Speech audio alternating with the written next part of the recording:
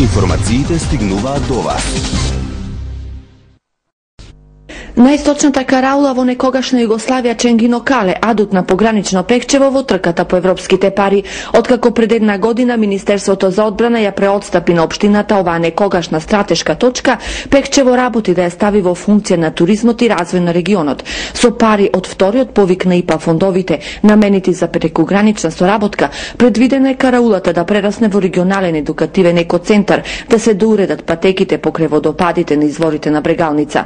Малку познатиот пограничен терен на Малешевијата со поглед на Пирин и Рила, но и на белите погранични камења, на кои се уште стои СФРЈ, во партнерство со Бугарска Кресна и Малешевските раритети од другата страна на бодликавата жица, треба на регионот да му донесат катапултирање надвор од анонимноста. Идејата е да имаме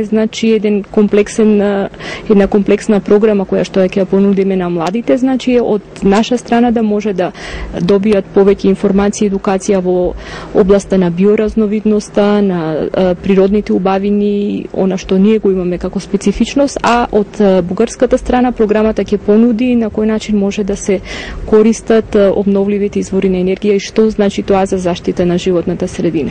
Двете погранични општини со помош на консултантска куќа интензивно работат на подготовка на техничката документација. Пекчево првпат аплицира за европски пари.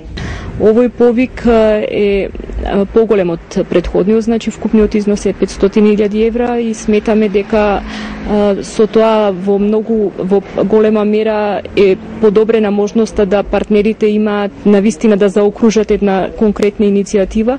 Инаку 5.900.000 евра имаат на располагање пограничните општини на Македонија и Бугарија со вториот повик на ИПА програмата за прекугранична соработка помеѓу овие две држави. Целта на програмата е да промовира подсврста интеграција на територијата, обезбедувајќи рамномерен и одржлив развој во целиот пограничен регион.